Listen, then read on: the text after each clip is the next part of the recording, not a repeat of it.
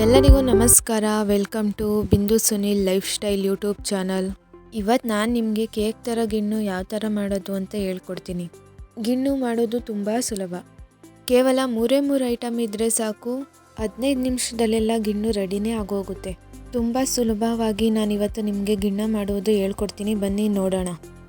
ಮೊದಲಿಗೆ ಹಸು ಕರ ಹಾಕಿದ ಮೊದಲ ಹಾಲು ಅಥವಾ ಗೀ ಹಾಲು ಅಂತಲೂ ಕರೀತಾರೆ. ಈ ಹಾಲು ಇದ್ರೇ ಗಿಣ್ಣು ಮಾಡೋದಕ್ಕಾಗೋದು. ಮತ್ತು ನಾನಿಲ್ಲಿ 1 ಲೀಟ್ರ್ ಹಾಲು ತೊಗೊಂಡಿದ್ದೀನಿ. ಇದು ಯಾವ ಹಾಲು ಅಂದರೆ ಹಸು ಕರ ಹಾಕಿದ 2ನೇ ದಿನದ ಹಾಲು. ನಿಮ್ಮ ಹತ್ರ ಇದ್ದರೆ ತಗೊಳ್ಳಿ, ಇಲ್ಲಾಂದರೆ ಮಾಮೂಲಿ ಹಾಲನ್ನೇ, ಪ್ಯಾಕೆಟ್ ಹಾಲನ್ನೇ ಬಳಸ್ಬೋದು. ಒಂದು ಚಿಕ್ಕ ಲೋಟದಲ್ಲಿ ಗೀ ಹಾಲನ್ನ ಮಿಕ್ಸ್ ಮಾಡ್ತಾಯಿದ್ದೀನಿ ಇವಾಗ.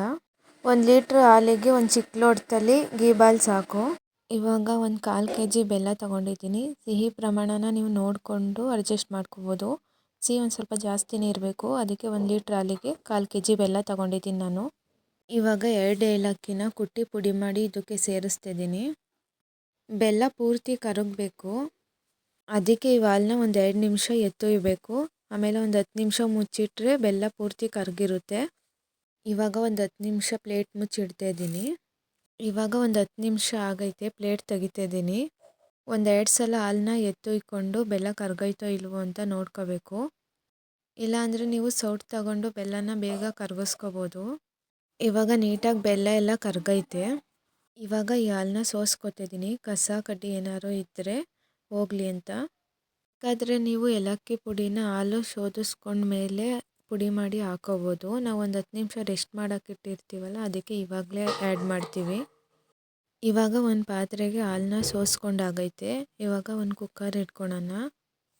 ಕುಕ್ಕರ್ಗೆ ಒಂದು 2 ಲೋಟ ನೀರು ಹಾಕಬೇಕು.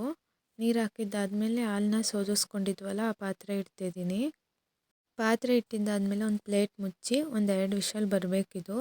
ಇಲ್ಲಾಂದರೆ ನೀವು ಹಾಗೆ ಸ್ಟೀಮ್ ಮಾಡ್ತೀನ ಅಂದರೆ ವಿಷಲ್ ತೆಗ್ಬಿಟ್ಟು ಒಂದು 20 ನಿಮಿಷ ಸ್ಟೀಮ್ ಮಾಡ್ಬೋದು.